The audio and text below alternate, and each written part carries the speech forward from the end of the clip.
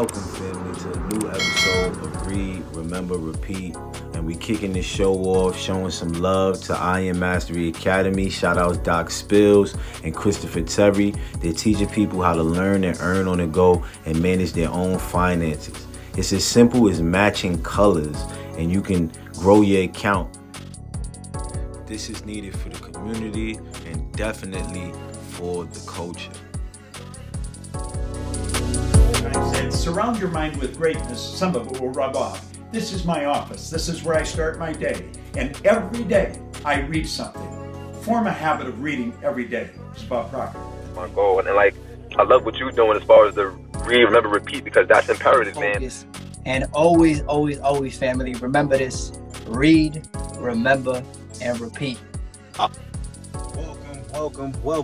Welcome back, gang, to another episode of Read, Remember, Repeat. And it's your host with the most, Michael Mugga Boyd. And we are back with another clean episode of The Power of Awareness, right? I want y'all to go out and purchase this book, right? Or if not, tap in here with us at Read, Remember, Repeat. You know what I mean? That's Instagram at Read, Remember, Repeat. YouTube, Facebook. We all over social media. So come over here. Come check out the books, man. If you want to change things, you need new ideas, right? So let's go. Let's tap in. I know I need a haircut right now. That's where I'm about to go after this. Kind of wanted my beard to grow, but it don't grow like that. Oh, we gonna get it going, you know what I mean? Let's go. Interference, chapter 11. You are free to choose the concept you will accept of yourself. Therefore, you possess the power of intervention, the power which enables you to alter the course of your future. The process of rising from your present concept to a higher concept of yourself is the means of all true progress. The higher concept is waiting for you to incarnate it in the world of experience. Now, unto him that is able to do exceeding abundantly above all that we ask or think. Let me read that over. Now, unto him that is able to do exceeding abundantly above all that we ask or think, according to the power that worketh in us, unto him be glory. Ephesians 3:20. Him that is able to do more than you can ask or think is your imagination, and the power that worketh in us is your attention. Understand an imagination to be him that is able to do all that you ask, and attention to be the power by which you create your world. You can now build your ideal world. Imagine yourself to be the ideal you dream of and desire. Remain attentive to this imagined state, and as fast as you completely feel that you are already this ideal, it will manifest itself as reality in your world. He was in the world, and the world was made by him, and the world knew him not. John 1:10. These are Bible quotes. The mystery hid from the ages, Christ in you, the hope of glory. Colossians 1:26-27. The he in the first of these quotations is your imagination. As previously explained, there is only one substance. This substance is consciousness. It is your imagination which forms this substance into concepts, which concepts are then manifested as conditions, circumstances, and physical objects. Thus, imagination made your world, this supreme truth with but few exceptions man is not conscious of. The mystery, Christ in you, referred to in the second quotation, is your imagination, by which your world is molded. The hope of glory is your awareness of the ability to rise perpetually to higher levels. Christ is not to be found in history, nor in external forms. You find Christ only when you become aware of the fact that your imagination is the only redemptive power. When this is discovered, the towers of dogma will have heard the trumpets of truth, and like the walls of Jericho, crumble to dust. Chapter 12, right? Subjective control. Your imagination is able to do all that you ask in proportion to the degree of your attention. All progress, all fulfillment of desire depend upon the control and concentration of your attention. Attention may be either attracted from without or directed from within. Attention is attracted from without when you are consciously occupied with the external expressions of the immediate present. The very lines of this page are attracting your attention from without. Your attention is directed from within when you deliberately choose that you will be preoccupied with mentally. It is obvious that in the objective world, your attention is not only attracted by, but is constantly directed to external impressions. But your control in the subjective state is almost non-existent, for in this state, attention is usually the servant and not the master, the passenger and not the navigator of your world. There's an enormous difference between attention directed objectively and attention directed subjectively, and the capacity to change your future depends on the latter.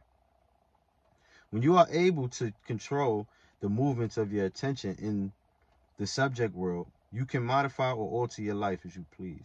But this control cannot be achieved if you allow your attention to be attracted constantly from without. Each day, set yourself the task of deliberately withdrawing your attention from the objective world and of focusing it subjectively.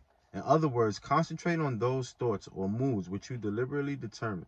Then those things that now restrict you will fade and drop away.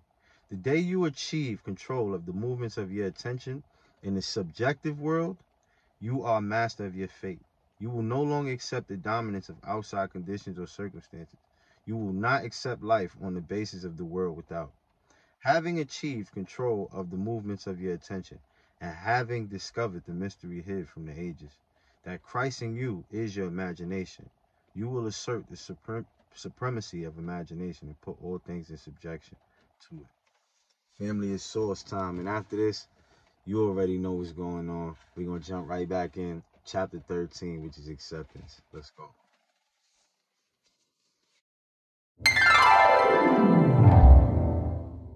The man who loves walking will walk further than the man who loves the destination. So what's happened along that process? You've learned to love the journey, right? You love the journey. Man, when you love the journey, the goals just happen. You hit milestones as a side effect, right? Because it doesn't matter. At that point, I don't care if I can lift this much weight or run this fast. I mean, that's cool and it's great and I love it, but I don't love it as much as I love the journey. I love the journey. What does the journey consist of? Sucking at something, failing, getting better, learning, start a new journey, start it over, do it again. Oh, the journey now involves I'm aging. My joints hurt. How do I figure that out? Oh, the process. Here we go. And so when you fall in love with the journey, everything else takes care of itself. The man who loves. And we are back, gang. Chapter 13, acceptance, right? Let's jump right into it. Acceptance. Man's perceptions are not bounded by organs of perception. He perceives more than sense, though ever so acute, can discover. William Blake.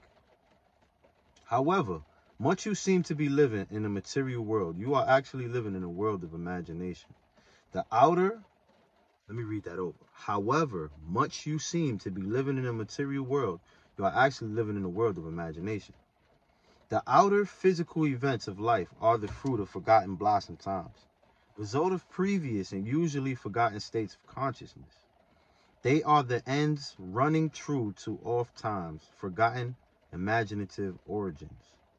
Whenever you become completely absorbed in an emotional state, you are at the moment assuming the feeling of that state, fulfilled.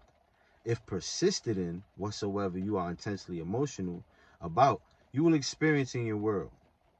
These periods of absorption of concentrated attention are the beginnings of the things you harvest.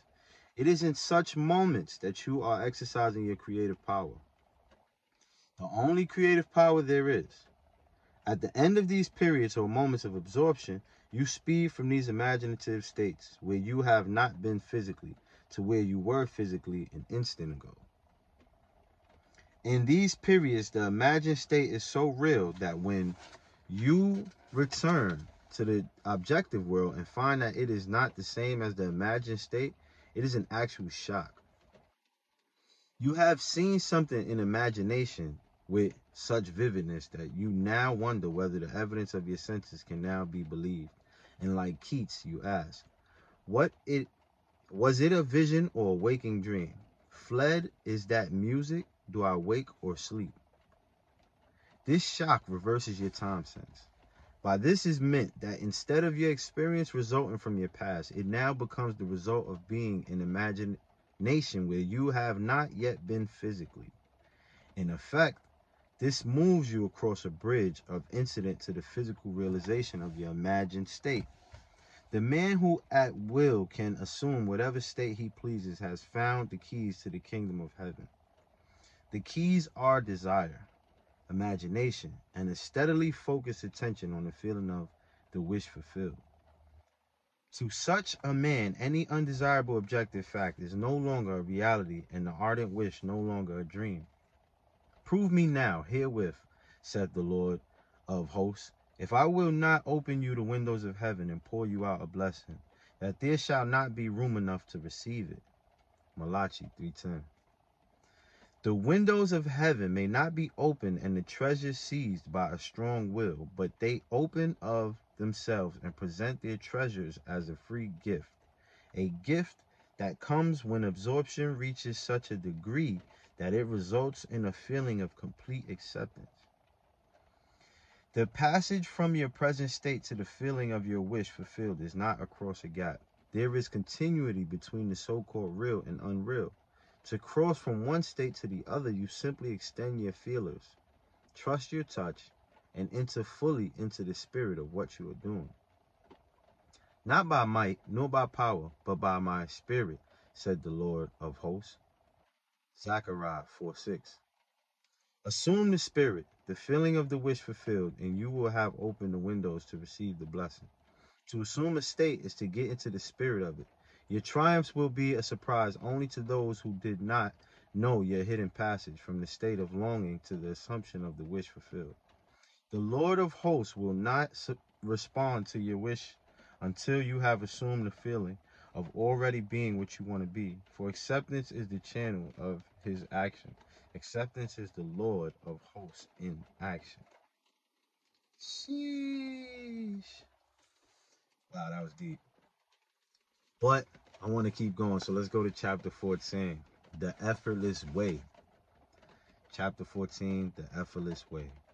The principle of least action governs everything in physics, from the path of a planet to the path of a pulse of light.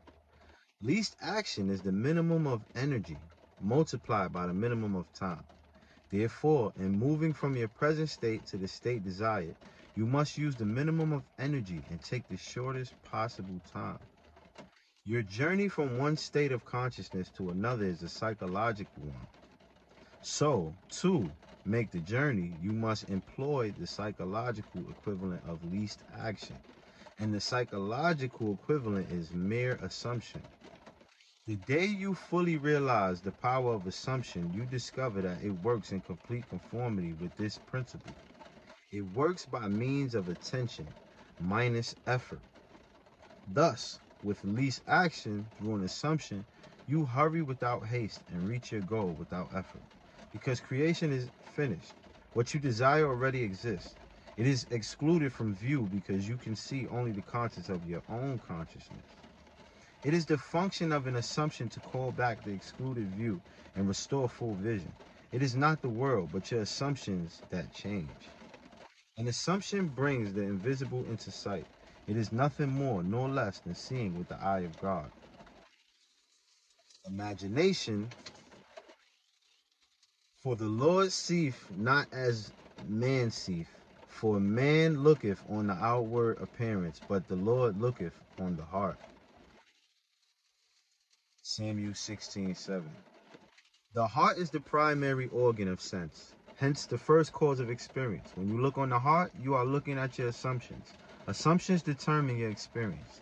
Watch your assumption with all diligence, for out of it are the issues of life. Assumptions have the power of objective realization. Every event in the visible world is the result of an assumption or idea in the unseen world. The present moment is all important, for it is only in the present moment that our assumptions can be controlled. The future must become the present in your mind. If you would wisely operate the law of assumption, the future becomes the present when you imagine that you already are what you will be when your assumption is fulfilled. Be still, least action, and know that you are that which you desire to be. The end of longing should be being. Translate your dream into being. Perpetual construction of future states without the consciousness of already being them. That is, picturing your desire without actually assuming the feeling of the wish fulfilled, is the fallacy and mirage of mankind. It is simply futile daydreaming. Family, we need to daydream more.